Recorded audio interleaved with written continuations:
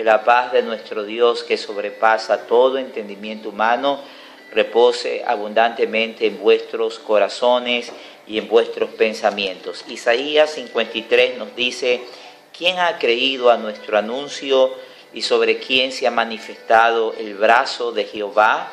Subirá cual renuevo delante de él y como raíz de tierra seca. No hay parecer en él, ni hermosura le veremos, mas sin atractivo para que le deseemos.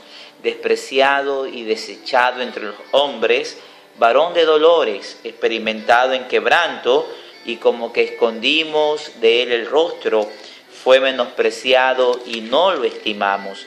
Ciertamente llevó él nuestras enfermedades y sufrió nuestros dolores, y nosotros le tuvimos por azotado, por herido de Dios y abatido. Ahora permítame leer el verso 10 que dice: con todo eso Jehová quiso quebrantarlo, sujetándole a padecimiento. Cuando haya puesto su vida en expiación por el pecado, verá linaje, vivirá por largos días, y la voluntad de Jehová será en su mano prosperada. En estos momentos, mis amados oyentes, queremos hablar sobre los sufrimientos de Cristo. Estos sufrimientos del Señor Jesús podemos agruparlos en dos aspectos.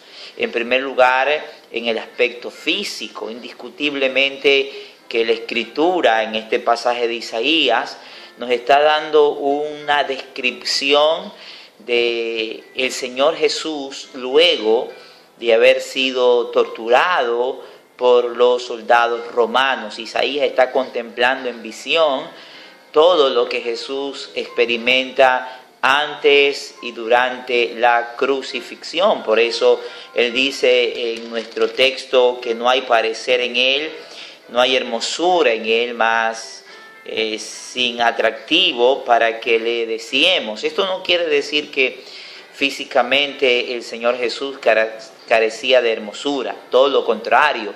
La Biblia nos describe que él era el hombre perfecto. Él físicamente no tenía ningún tipo de defecto. Pero ¿por qué entonces Isaías nos dice que no hay parecer en él, que no hay hermosura, que no hay atractivo? Por la sencilla razón, mis amados oyentes, de que Isaías está contemplando al Señor Jesús en el momento en que él es castigado, en que él es torturado por la soldadesca romana. Pero si nosotros vamos a los evangelios y analizamos un poco lo que nos dice Mateo, por ejemplo, venga conmigo un momento al Evangelio según San Mateo, en el capítulo número 27, por ejemplo, podríamos nosotros leer en Mateo 27, del verso 27 en adelante, dice la Escritura, que entonces los soldados del gobernador llevaron a Jesús al pretorio y reunieron alrededor de él a toda la compañía. Note usted que el evangelista Mateo es muy explícito al decirnos que fue reunida alrededor de él toda la compañía. Una compañía de soldados romanos estaba compuesta entre 600 a 800 soldados. Aquí dice la Escritura que no faltó ni uno de ellos. Toda la compañía fue reunida alrededor de Jesús. ¿Con qué objetivo? Con el objetivo de castigarlo, con el objetivo de golpearlo. Podríamos decir que hicieron una especie de una fila india, pasaron a Jesús por en medio de ellos, y mientras Jesús pasaba, dice la Escritura que estas personas lo golpeaban. Pero dice la Biblia en el verso 28, y desnudándole, le echaron encima un manto de escarlata y pusieron sobre su cabeza una corona tejida de espinas y una caña en su mano derecha, e hincando la rodilla delante de él, le escarnecían diciendo: salve, rey de los judíos. Y escupiéndole, tomaba la caña y le golpeaban en la cabeza. Se estima que esta corona de espinas estuvo varias horas sobre la cabeza del Señor Jesús, y se ha llegado a considerar que estas espinas medían aproximadamente 5 pulgadas, es decir, la longitud de una palma de la mano. Esta corona de espinas estuvo sobre su cabeza, y dice la Escritura que le golpeaban con una caña en la cabeza. ¿Cuál era el objetivo? Hacer que estas espinas se introdujesen más en sus sienes. Entonces, es por esta causa que Isaías está contemplando al Señor Jesús sin atractivo, sin hermosura. Es alguien que en vez de atraer a las personas por su aspecto físico, más bien las personas se alejan de él. De esa forma es como Isaías nos está describiendo al Señor Jesús. Dice la Escritura que el Señor Jesús, después de todo este martirio, fue llevado a la cruz. Esa es parte de los sufrimientos físicos del Maestro. Pero hablemos ahora de los sufrimientos espirituales. El Salmo 22 es acertadamente considerado como el Salmo de la cruz, porque en este Salmo no se nos van a hablar de los padecimientos físicos del Maestro, sino que se nos va a hablar de los padecimientos espirituales, es decir, lo que Jesús espiritualmente experimentaba mientras colgaba en la cruz. Mire cómo empieza el Salmo 22. Dice: Dios mío, ¿por qué me has desamparado? Esas fueron las palabras de Jesús en la cruz, ¿verdad? Él las habló en arameo cuando dijo Elí, Elí, lama sabachthani, que significa básicamente esto: Dios mío, ¿por qué me has desamparado? Allí hay un primer sufrimiento espiritual de Jesús. Pues la Biblia dice que es por primera vez en su historia que la relación entre el Padre y el Hijo es interrumpida. De hecho, Dios le volteó la espalda a Jesús en la cruz. ¿Por qué causa? Bueno, pues porque todos nuestros pecados estaban siendo llevados por Él sobre su cuerpo en el madero. Y esos pecados son aquellos que hacen la separación entre Dios y Jesús. Por primera vez en la historia de la divinidad, la relación del Padre con el Hijo es interrumpida. Es interrumpida precisamente por el pecado de todos nosotros. ¿Puede usted imaginarse la gran cantidad de pecados que cayó sobre Jesús en el madero? Los pecados desde Adán hasta la época actual, millones y millones de pecados de toda clase, de toda índole, desde los más livianos, entre comillas, hasta los más sucios, hasta los más pestilentes. Es por esto que Dios el Padre abandona a Jesús en la cruz, y por esta causa Jesús clama: Elí, Elí, lama sabachthani. Luego dice: ¿por qué estás tan lejos de mi salvación y de las palabras de mi clamor? Indiscutiblemente, Dios el Padre había abandonado a Jesús. Dice la Escritura, leyendo unos cuantos textos más adelante de este Salmo de la cruz: mas yo soy gusano y no hombre, oprobio de los hombres y despreciado del pueblo. No nos olvidemos que Jesús fue escupido por toda esa multitud de soldados romanos, de 600 a 800 soldados escupieron a Jesús. Y no solamente ellos, sino que todas las personas que estaban al pie de la cruz se burlaban de él. Por eso él se ve como alguien que es el oprobio de los hombres y que es despreciado del pueblo. Todos los que lo ven, lo escarnecen, estiran la boca, menean la cabeza diciendo: se encomendó a Jehová, líbrale él, sálvele, puesto que en él se complacía. Note usted lo que dice el verso 12: porque me han rodeado muchos toros, fuertes toros de Basán me han cercado, sin el ánimo de espiritualizar esta expresión. Pero ustedes recordarán que la Biblia dice que mientras él pendía en la cruz, tinieblas cubrieron la tierra. ¿A qué se debió esta presencia de tinieblas sobre la tierra? Indiscutiblemente era la presencia de Satanás con millones de demonios, pues supuestamente para Satanás la muerte de Jesús en la cruz significaría su derrota.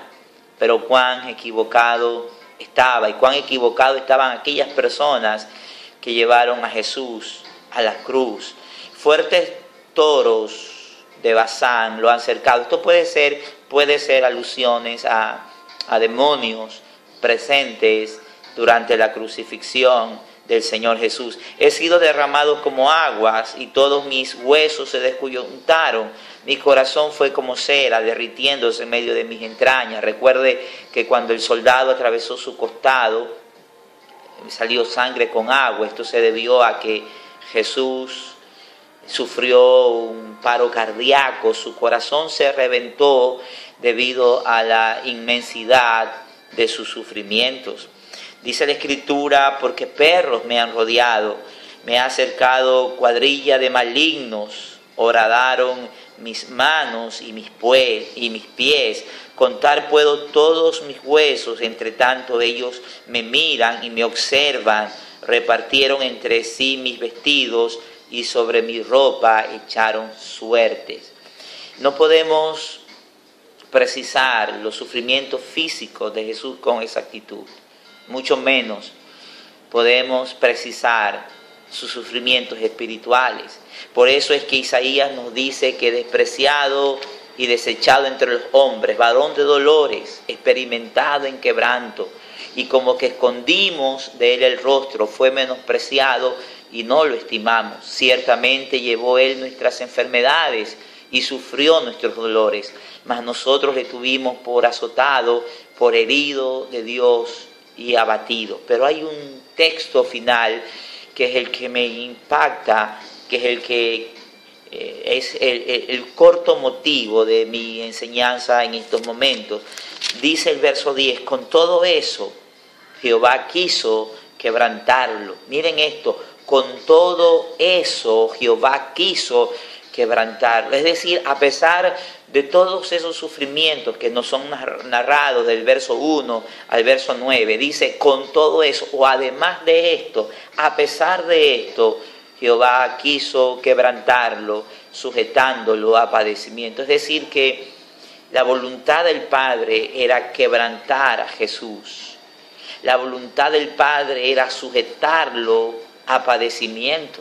La palabra quebrantar significa moler, significa desmenuzar. O sea que Dios el Padre quiso desmenuzar, quiso moler a Jesús.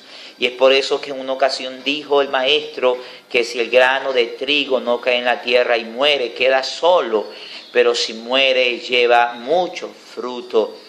La vida cristiana es una vida donde Dios desea quebrantarnos, donde Dios desea desmenuzarnos, quitarnos nuestra altivez, nuestro orgullo, nuestra arrogancia, que nuestra voluntad no sea la que impere, sino que sea que impere la voluntad de Él. Mire que a pesar de haber sido tan santo, tan justo, tan obediente, tan fiel, Dios el Padre quiso quebrantar a Jesús, quiso sujetarlo a padecimiento. ¿Con qué objetivo?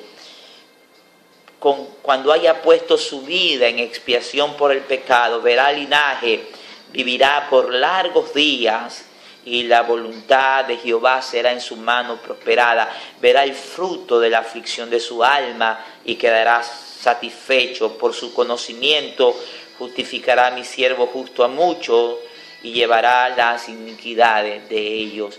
Si Dios quiso quebrantar a Jesús para que vea linaje, para que viva por largos días y para que la voluntad de Jehová sea en su mano prosperada, déjeme decirle, mi amado hermano, que Dios también quiere, tanto a usted como a mí, quebrantarnos, para que ya no vivamos nosotros, sino para que Él viva en nosotros. Como lo dijo el apóstol Pablo, ¿verdad? Ya no vivo yo, sino que Cristo vive en mí. Recuerde que Dios nos ha concedido el maravilloso privilegio de que no solamente creamos en Jesús, sino que también padezcamos por la causa de Jesús.